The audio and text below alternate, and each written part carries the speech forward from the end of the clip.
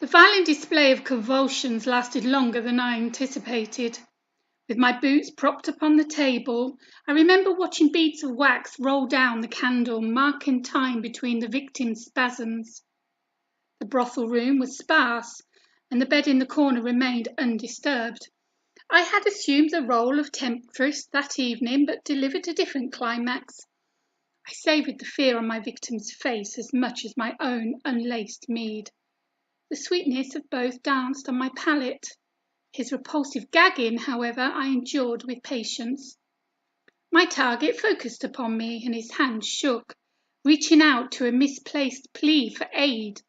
Instead, I raised my goblet in a final toast, while he turned purple.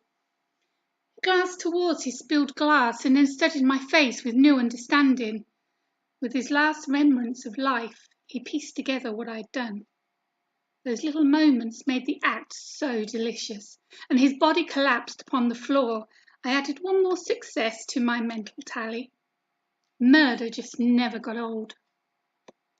The scratching of my chair sliding across the uneven floor broke the sudden, serene silence of the room.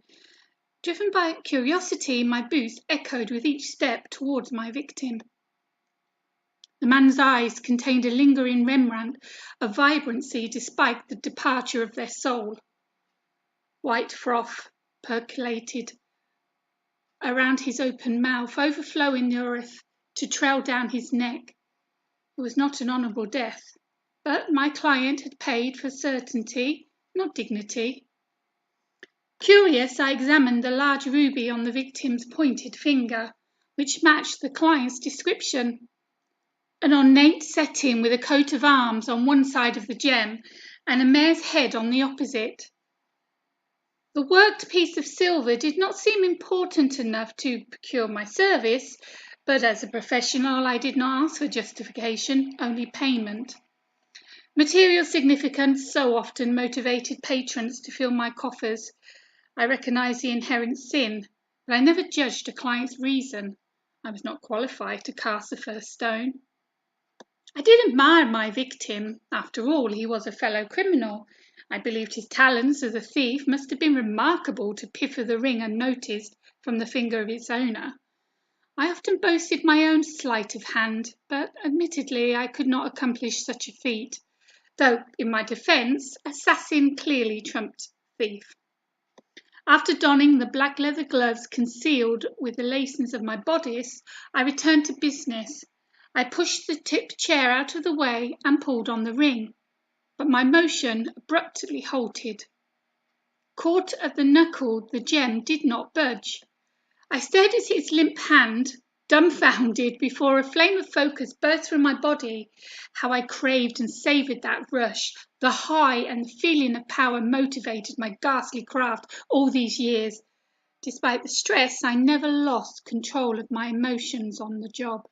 No matter the circumstances, I learnt to remain calm and reason through any dilemma. That night was no different.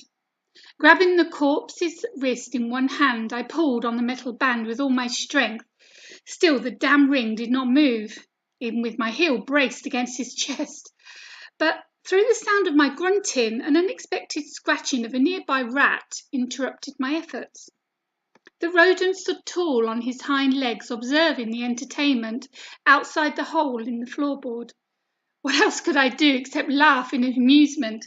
There was something poetic about the meagre creature being the single witness to this growing farce, while beyond the chamber door an entire brothel remained unaware. But their ignorance would not last long. By God's nail, I was not going to degrade myself to play tug-of-war with a corpse, nor disgrace my spit to serve as lubrication. I retrieved my dagger from my boot and sawed through the bone of the blasted digit. In contrast, his pulse strings cut with ease, and the contained sum gave me confidence that the proprietor would retain his promised discretion. Eager to depart, I cleansed the ring with the pure decanter of mead and left the contaminated gloves on the table. I threw the finger at the rat.